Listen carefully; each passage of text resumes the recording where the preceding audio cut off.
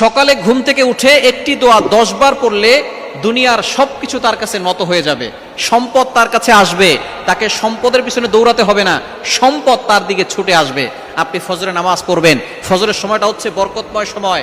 দুঃখজনক হলেও সত্য, আমরা এই ফজরের সময় ঘুমিয়ে থাকি। এই ফজরের সময়ের জন্য আল্লাহ পাক রব্বুল আলামিনের কাছে নবী সাল্লাল্লাহু আলাইহি ওয়াসাল্লাম বরকতের দোয়া করেছেন, বুখারী শরীফের হাদিস। আল্লাহুম্মা বারিক লি উম্মতি ফি বুকুরিহা, আয় আল্লাহ আমার উম্মতের সকালটা বরকতময় করে দাও। আল্লাহ তাআলা এই দোয়াটা কবুল করে নিয়েছেন। এজন্য যারা ফজরের নামাজ পড়ে এবং ফজরের নামাজের পরে জিকির আজকার করে, আল্লাহ পাক রব্বুল আলামিন তাদের ঘরের ভিতরে বরকত দিয়ে দেন, রহমত দিয়ে দেন। আল্লাহ পাক রব্বুল আলামিন তাদের কাছে রহমতের ফেরেশতা পাঠিয়ে দিয়ে তাদের রিজিকের ভিতরে বরকত দিয়ে দেন। এজন্য ফজরের নামাজ পড়বেন। ফজরের নামাজের পরে একটি দোয়া 10 বার পড়লে আল্লাহ পাক রব্বুল আলামিন 10টি গোলাম আজাদ করার সওয়াব দান করে দিবেন। বর্তমানে একজন মানুষের দাম কয়শো কোটি টাকা, তার হিসাব নাই।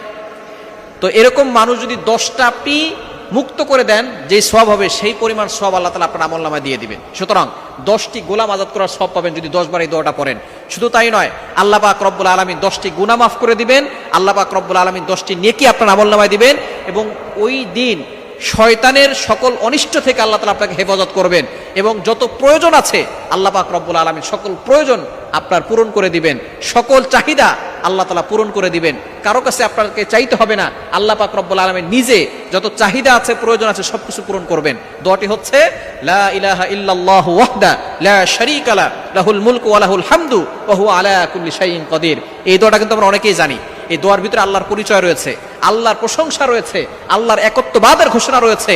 যারা প্রতিদিন ফজরের নামাজের পরে এই দোয়াটা 10 বার পড়বে, 10টি গোলাম আজাদ করার সওয়াব, 10টি গুনাহ মাফ, 10টি নেকি, শয়তানের কুমন্ত্রণা থেকে, অনিষ্ট থেকে ওই দিন সারাদিন আল্লাহ তাকে হেফাজত করবেন। আল্লাহ পাক রব্বুল আলামিন তার প্রয়োজন মিটিয়ে দিবেন, তার সকল চাহিদা পূরণ করবেন। দোয়াটি আবারও বলে দিচ্ছি, লা ইলাহা ইল্লাল্লাহু ওয়াহদা লা শারীকা লা লাহুল মুলকু ওয়া লাহুল হামদু ওয়া হুয়া আলা কুল্লি শাইইন কাদির। আল্লাহ আমাদের সকলকে আমলটি করার তৌফিক দান করেন।